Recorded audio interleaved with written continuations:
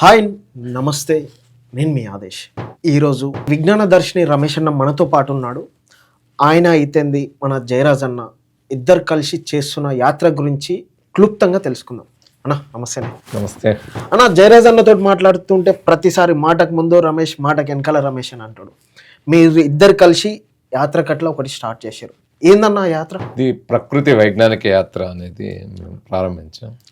జనవరి 27 సోమశిల ప్రారంభమై ఫిబ్రవరి 28 వరకు యాత్ర తెలంగాణలోని 33 జిల్లాలో తిరుగుతుంది. సైన్స్, ప్రకృతి ఈ రెండు వేరు వేరు కావు అని చెప్పడం మా ఉద్దేశం. సైన్స్ అంటేనే ప్రకృతిలోని సత్యాలను శోధన పరిశోధనలతో అర్థం చేసుకొని ఆధార సహితంగా నిరూపించడం.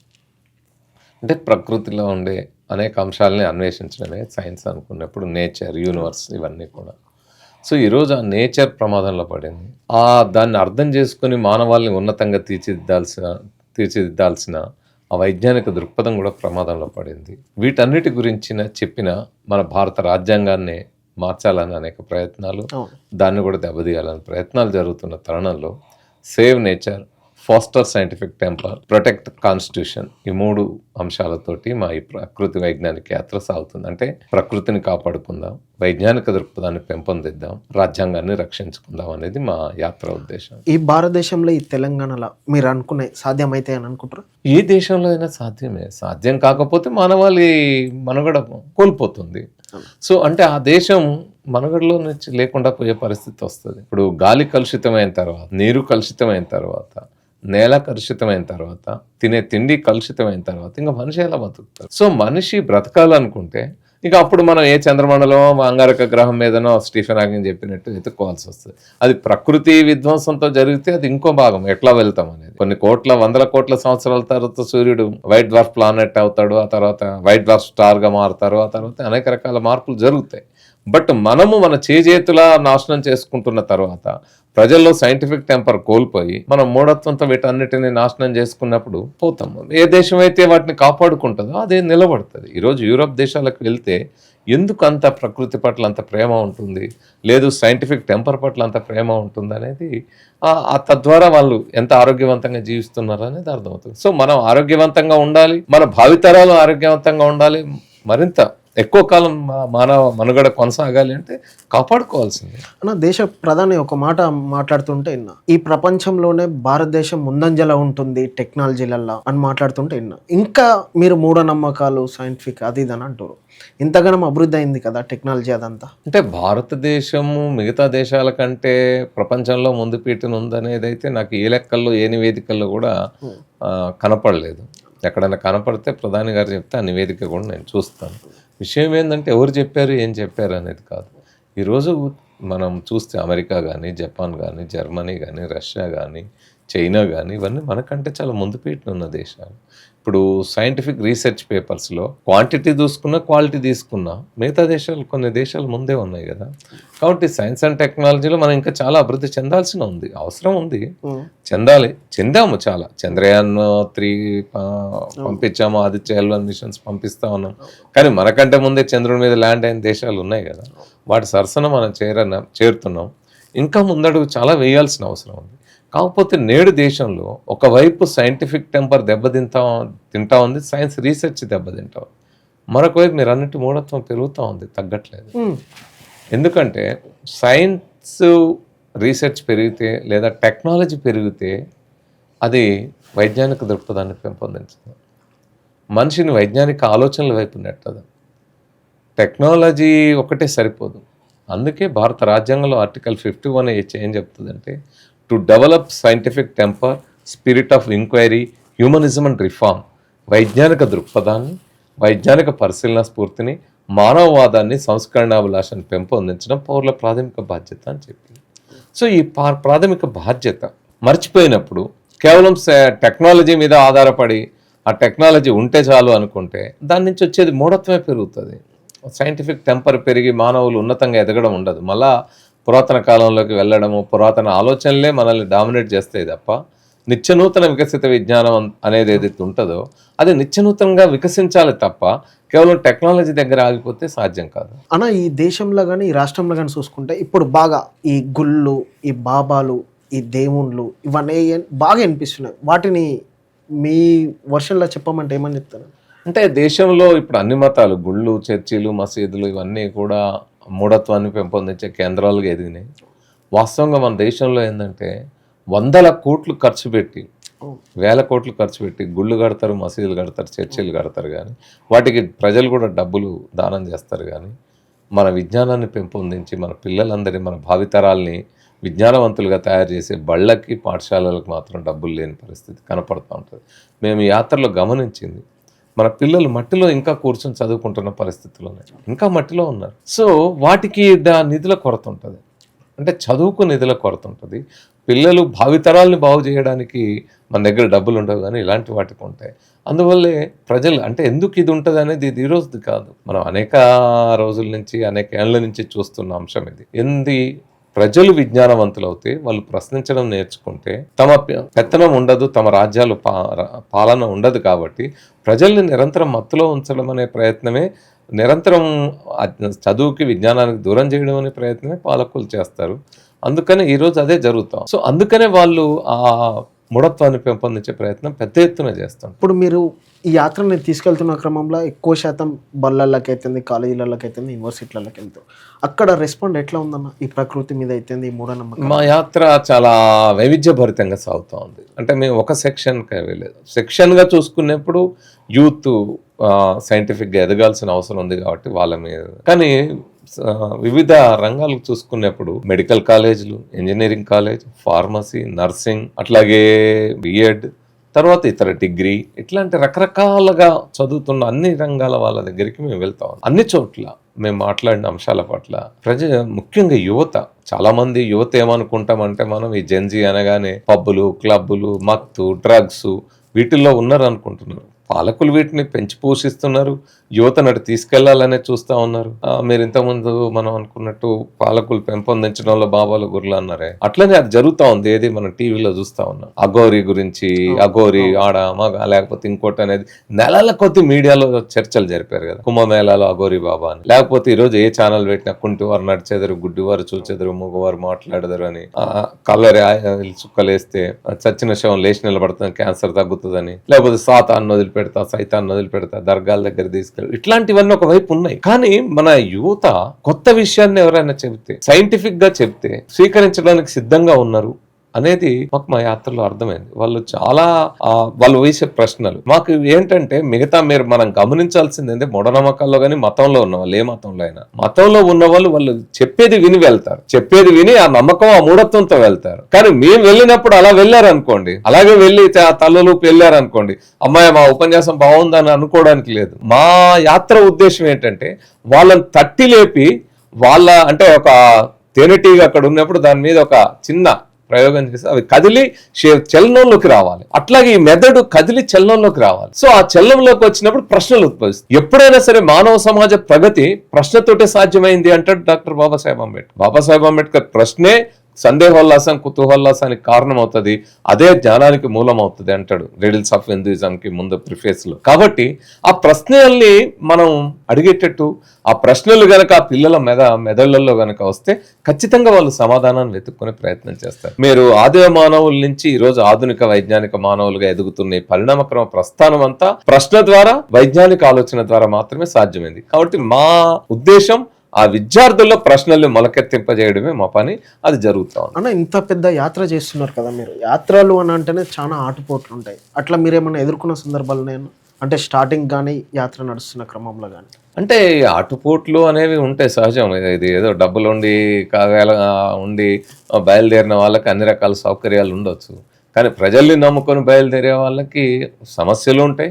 దాని తగ్గట్టు ప్రజల ఆదరణ, ప్రేమ ఉన్నప్పుడు వాటన్నిటిని పెద్ద సమస్యలుగా కూడా అనిపించని ఉంటుంది. అసలు మెయిన్ సమస్య ఏంటి, జయరాజ్ అన్నకు కానీ నాకు కానీ, తనకి క్యాన్సర్ తో అటాక్ అయ్యి ఉంది. 2-3-4 నెలల నుంచి కూడా బ్రతకవని చెప్పిన పరిస్థితి. సర్జరీ చేసి ప్యాంక్రియాస్ వంటివి తీసేసిన తర్వాత ఈ మధ్యన బ్రెయిన్ స్ట్రోక్ వచ్చి పెరాలసిస్ కూడా అటాక్ అయిన పరిస్థితి ఉంది.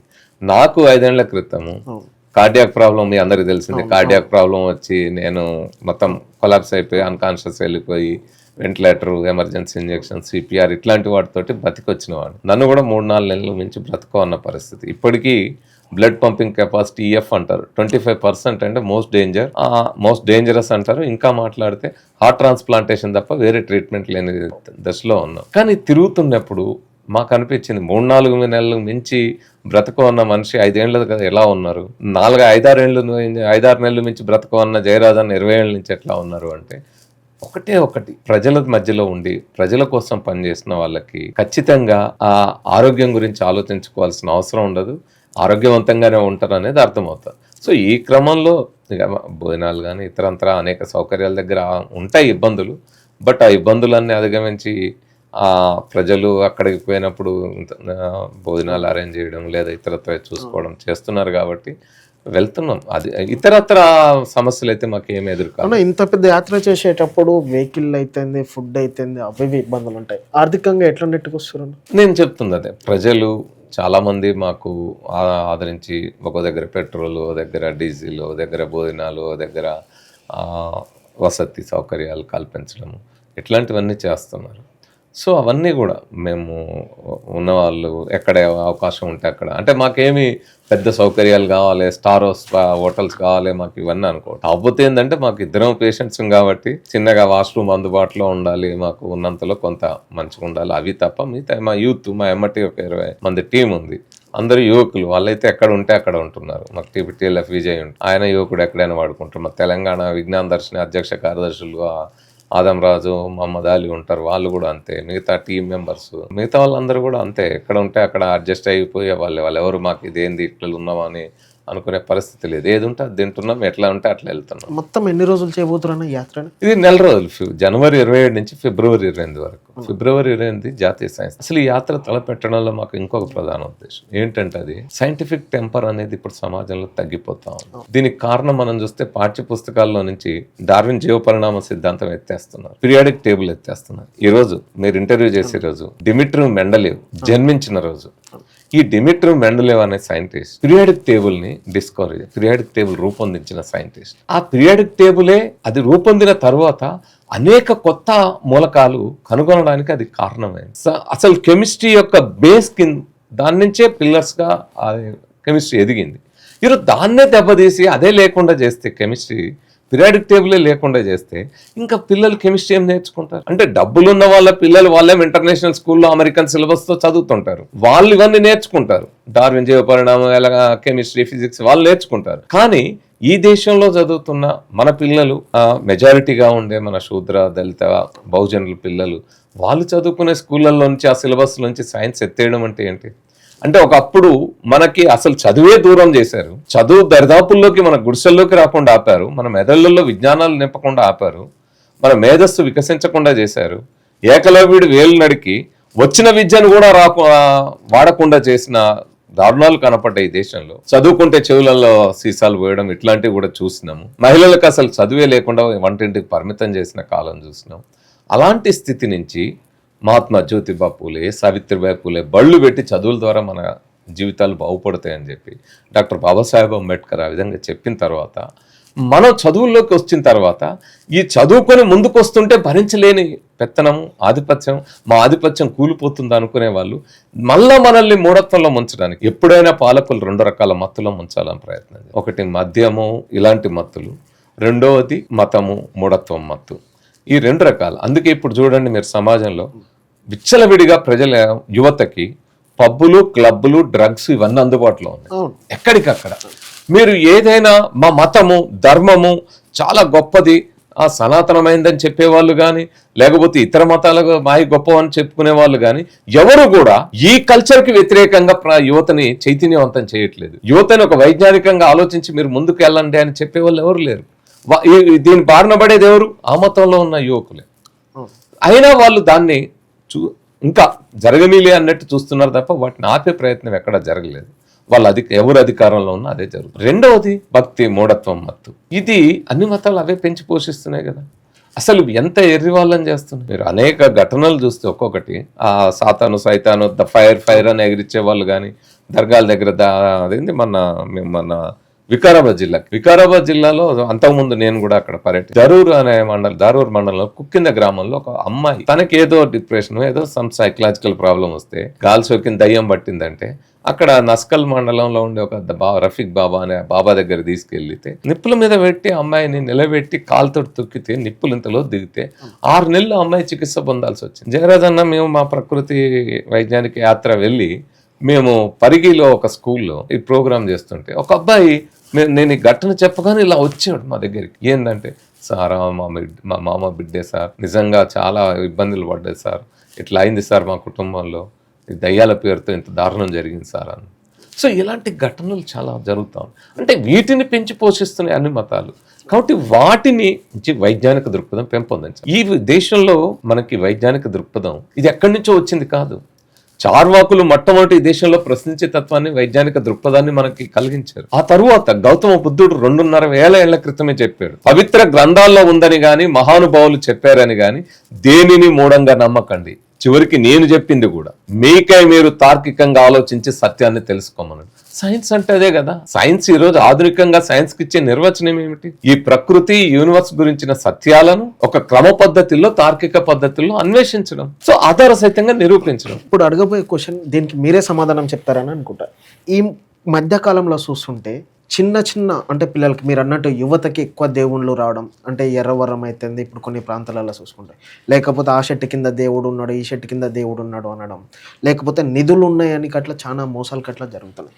ఇవన్నీ వాస్తవం అంటారా? ఇవన్నీ నిజాలైతే భారతదేశం ఎప్పుడో సంపన్నం, అదేంది మిగతా దేశాల కంటే అగ్రదేశంగా ఉండేది. ఇక్కడ సమస్య ఏంటంటే ప్రజల్లో, యువతలో ఈ మత్తును నింపిన తర్వాత, వాళ్ళు హిస్టీరియాగా మారిపోయిన తర్వాత ఇలాంటి దారుణాలు అనేకం జరుగుతూ ఉన్నాయి. ఇది అన్ని మతాలు చేస్తూ ఉన్నాయి. మీరు నేను ఇంతమంది చెప్పినట్టు ఆయనేమో అట్లా అంటాడు, ఇంకొక ఆయన ఎగిరిస్తూ ఉంటాడు, ఇట్లా రకరకాలు జరుగుతూ ఉన్నాయి. కాబట్టి వీటన్నిటి నుంచి మనం యువతని బయటికి తీసుకురావాల్సిన అవసరం. అందుకే అది ఎప్పుడైతే సైంటిఫిక్ టెంపర్ ఉంటుందో అప్పుడు ఈ పిల్లలకి ఇలాంటివి రావు, యువతకి ఇది రాదు. ఇవన్నీ వాళ్ళు హిస్టీరిక్గా మారడం అన్న ఇవి ఉండాలి, లేకపోతే మోసం అన్న చేస్తూ ఉండాలి. ఈ రెండే తప్ప వేరే ఏముండదు. ఇక్కడ మీరు గమనిస్తే ఎర్రవరము మీరు చెప్పింది, ఆ తర్వాత దాని మీద అనేక ఇతర వీడియోలు కూడా వచ్చినాయి కదా, ఎట్లా మోసం జరుగుతూ ఉంది, ఏమిటి అక్కడ, దాని వెనకాల ఉన్న వ్యాపార ప్రయోజనాలు ఏంది, రియల్ ఎస్టేట్ ఏంది, ఇవన్నీ కూడా ఉంటాయి కదా. మీరు ఏదైనా చూడండి, ఏ మతానికి సంబంధించిన వాటిని చూసినా వాటి చుట్టూ ముడిపడి ఉండే అంశం ఏంది? సంపదే. ఆశ్రమాలు, 100 కోట్లు, దాని వెనకాల ఉండే మాఫియా, బ్లాక్ మనీ. ఈరోజు దేశంలో స్విట్జర్లాండ్, మన స్విస్ బ్యాంకులో నల్లధనం అంటారే, స్విస్ బ్యాంకులో ఉన్న నల్లధనానికంటే 10 రెట్ల నల్లధనం ఈ అన్ని మతాల బాబాలు ఉన్నారే. బాబా అనేది ఫస్ట్ ఒకళ్ళ నుంచి మొదలైనా కూడా ఈ బాబాలు, సాములు, పాస్టర్లు, వీళ్ళు ముల్లాలు, వీళ్ళు ఇట్లాంటి వాళ్ళు పెట్టుకునే ఆశ్రమాలు ఏవైతే ఉంటాయో వాటిల్లోనే ఎక్కువ ఉంటుంది. ఎందుకంటే అక్కడికి ఏ ఈడీ రైడ్ ఉండదు, ఏ సిబిఐ రైడ్ ఉండదు, ఏ ఇన్కమ్ ట్యాక్స్ రైడ్ ఉండదు. కాబట్టి అక్కడి నుంచి మనం చూసినాం కదా, అనేక సార్లు లారీలు దాని నల్లధనం తరలిపోయినాయి కూడా కనపడతాయి. అట్లా మీరు అనేక మంది బాబాలు ఈ మధ్య లైంగిక వేధింపులతోటి అరెస్ట్లు అయినాయి చూసినాము. బాబాలని నేను చెప్తున్నా అంటే అది క్రిస్టియన్ ఫాస్టర్ అరెస్ట్ అయింది చూసినాం, నన్స్ని రేప్ చేసి లేదా పిల్లల్ని రేప్ చేసి, అట్లాగే ముల్లాస్ కొంతమంది వాళ్ళు అరెస్ట్ అయింది, అనేక మందిని చూస్తాం. సో అందరూ ఆ మత్తులో ముంచేటప్పుడు అట్లాంటి వాటికి వెళ్తాం. కాబట్టి మనం ఈ సైంటిఫిక్ టెంపర్ గురించి ఆలోచించి ప్రచారం చేయాల్సిన అవసరం. అదే పని, అందుకే మీరు చూడండి, ఈ ప్రశ్నించే తత్వం చంపితే సమాజం 1500 ఏళ్ల పాటు, దాదాపు 15 శతాబ్దాల పాటు భారతదేశంలో ఆర్యభట్ట తర్వాత కొత్త ఆవిష్కరణ ఏదైనా కనపడిందా మీకు? ఓ సైంటిఫిక్ డిస్కవరీ ఎక్కడైనా కనపడిందా? ప్రశ్నలు చంపేశారు. చార్వాకుల్ని, బౌద్ధులని చంపి బౌద్ధాన్ని దేశం నుంచి తరిమేసిన తర్వాత, చార్వాకులు లేకుండా చేసిన తర్వాత ఇంకా నీకు సైంటిఫిక్ డిస్కవరీ ఎందుకుంటాయి? భారతదేశం ఒకప్పుడు వైజ్ఞానికంగా చాలా వెలసిల్లింది. ఆర్యభట్ట లాంటి సైంటిస్టులు ఈ దేశాన్ని ఎప్పుడో 1600 ఏళ్ల క్రితమే ఆర్యభట్ట భూమి గోళాకారంలో ఉందని, తర్వాత గ్రహణాలకు కారణము చంద్రుడి నీడ భూమి మీద పడ్డం, భూమి నీడ చంద్రుడి మీద పడ్డం అనేది సైన్స్ ఆయన ఆవిష్కరించారు. ఈరోజు మేము మా యాత్రలో మక్తల్ ప్రాంతానికి, నారాయణపేట ప్రాంతానికి వెళ్తే అక్కడ మక్తల్లో నిలువురాళ్ళని ఉంటాయి. అంటే కొన్ని వేల ఏళ్ల క్రితమే, చాలా మంది ఏదో లెక్కలేసి చెప్తున్నారు అని, లెక్కలు కాదు, ప్రజలు తమ శ్రమ సంస్కృతిలో సైన్స్ నిర్మించుకున్నారు. దాన్నే చార్వాకులు, బౌద్ధులు పెంచి పోషించారు ఈ దేశంలో, శ్రమ సంస్కృతిని, ప్రశ్నించే తత్వాన్ని, వైజ్ఞానిక ఆలోచనలు. దాని ఫలితంగా మీరు అట్లాంటివి అనేక నిర్మాణాలు అప్పుడు కనపడతాయి. అప్పుడు ప్రాక్టికల్గా వాళ్ళు రాళ్ళు వేర్చుకొని ఆ శ్రమను ఉపయోగించుకొని అక్కడ దాన్ని అబ్జర్వ్ చేస్తూ, పరిశీలిస్తూ నేర్చుకున్నారు. సో అలాంటివన్నీ ఈరోజు దెబ్బతింటా ఉన్నాయి. అవి ఇప్పుడు ఆ నెలూరాలు కూడా రియల్ ఎస్టేట్లో పోయే పరిస్థితి వచ్చింది. ఈ తెలంగాణకి ఒక సుసంపన్నమైన, భారతదేశానికి ఉంది, అందులో మరీ ముఖ్యంగా తెలంగాణకి సుసంపన్నమైన వైజ్ఞానిక వారసత్వం ఉంది. అది తెలియదు, అది తెలియజెప్పడమే మా ఉద్దేశం. ఏడుదన్నది ఇప్పుడు మీరు చూస్తే మనము క్రొమాగ్నన్ గుట్టల్లో చిత్రించిన చిత్రాలు ఎలాంటివి అంటాడు శ్రీశ్రీ.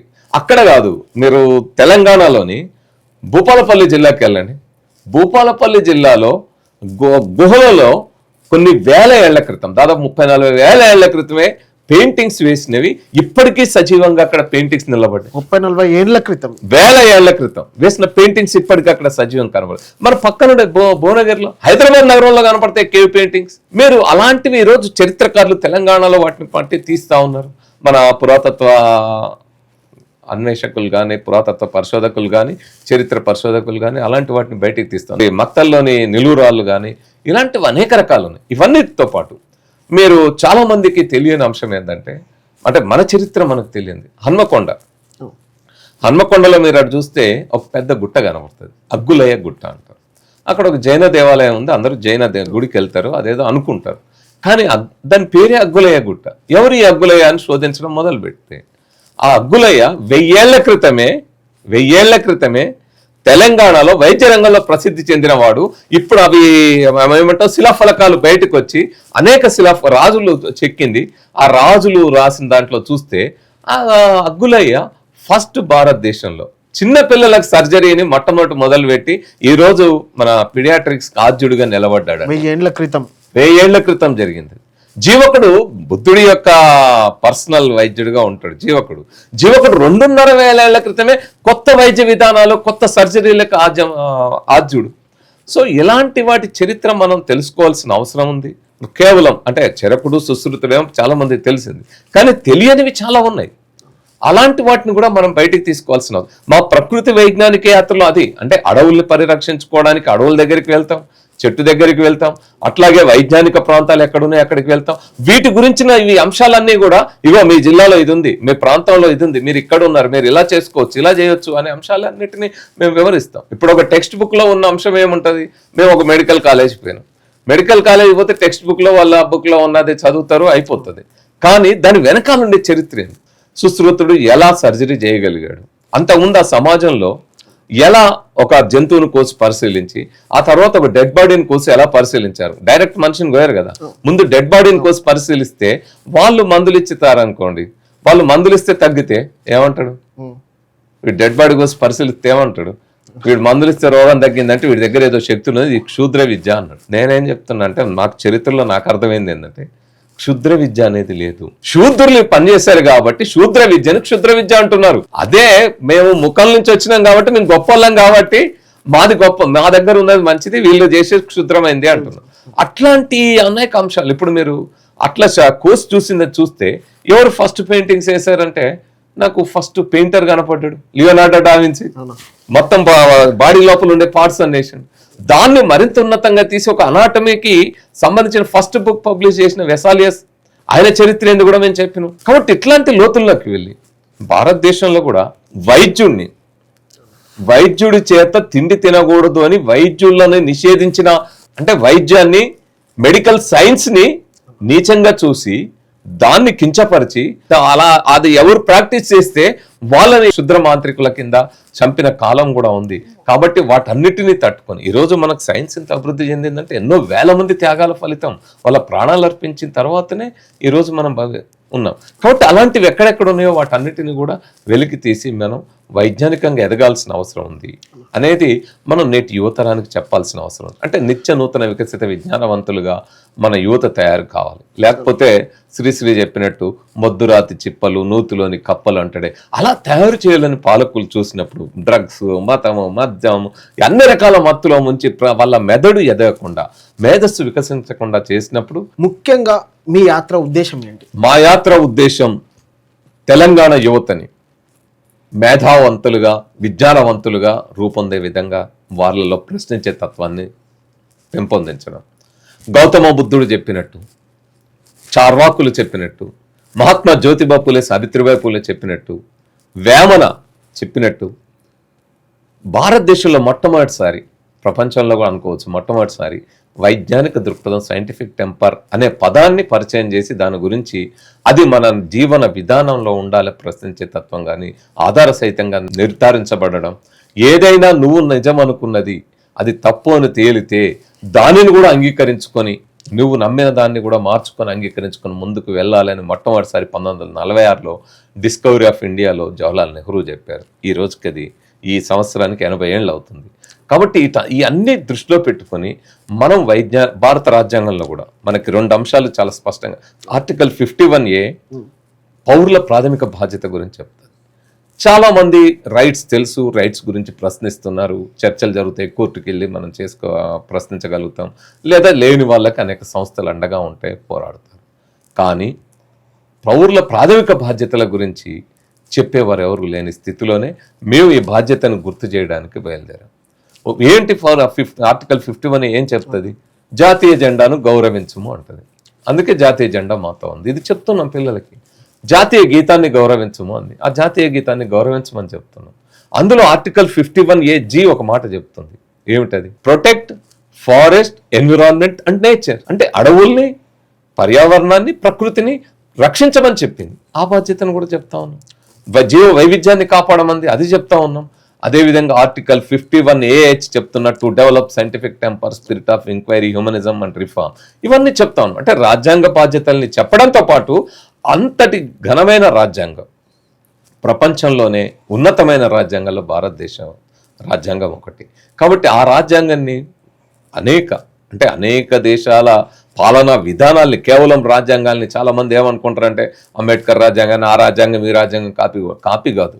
అనేక దేశాల పాలనా విధానాల్ని కేవలం ఆనాటి కాలంలోనే కాదు, పాతకాలంలో పూర్వకాలంలో ఏ విధమైన పాలనా విధానాలు ఉన్నాయి, అవి ఎలా అభివృద్ధి చెందుకుంటూ వచ్చినాయి, ఇప్పటి పాలనా విధానాలు ఎలా ఉన్నాయి, వాటన్నిటిని పరిశీలించి లోతైన అధ్యయనం చేసి భారతదేశానికి ఒక ఉన్నతమైన రాజ్యాంగాన్ని అందించారు. సో కాబట్టి ఆ రాజ్యాంగాన్ని కూడా ఇప్పుడు మార్చాలనే ప్రయత్నం, ఆ రాజ్యాంగాన్ని దెబ్బతీయాలనే ప్రయత్నం, ఆయన చెప్పిన స్వేచ్ఛ, సమానత్వం, సౌభ్రాతృత్వం ప్రిఫేస్లోనే ఉంటుంది. తర్వాత అందులోనే ఇంకో చాలా ముఖ్యమైన సామాజిక, ఆర్థిక, రాజకీయ న్యాయం. ఇది అసలు మొత్తం భారత రాజ్యం యొక్క అంతఃసారం ఆ 6 పదాల్లో ఉంది. కాబట్టి దాన్నే దెబ్బతీసే ప్రయత్నాలు జరుగుతున్నప్పుడు వాటన్నిటిని కాపాడుకోవాలి. అందుకే ప్రకృతిని కాపాడాలి, రాజ్యాంగాన్ని కాపాడాలి, వైజ్ఞానిక దృక్పథాన్ని పెంపొందించాలి. ఇది మా యాత్ర లక్ష్యం. వైజ్ఞానిక మానవుల్ని తయారు చేయాలి, మన యువతని వైజ్ఞానికంగా ఎదిగేటట్టు చేయాలి, వారి మేధస్సు వికసించేటట్టు చేయాలి. వైజ్ఞానిక తెలంగాణని నిర్మించడం ద్వారా ఒక శక్తివంతమైన భారతం నిర్మించగలుగుతాం అనేది మా ఉద్దేశం. ప్రతి రాష్ట్రం వైజ్ఞానికంగా మారితే ఖచ్చితంగా భారతం కూడా వైజ్ఞానికంగా విలసిల్లుతుంది. ఆ విధంగా విలసిల్లేటట్టు చేయాలనేదే ఈ యాత్ర ఉద్దేశం. ఓకేనా, థ్యాంక్ యూ మీ విలువైన టైం మాకు ఇచ్చినందుకు. థ్యాంక్ యూ మిత్రమా. మంచి చూసిరు కదా ప్రజలారా, ఇది ఇవాళ ఇంటర్వ్యూ. దీని కింద మీ అభిప్రాయాలు కట్లా కామెంట్ రూపంలో తెలియజేయండి. Thank you.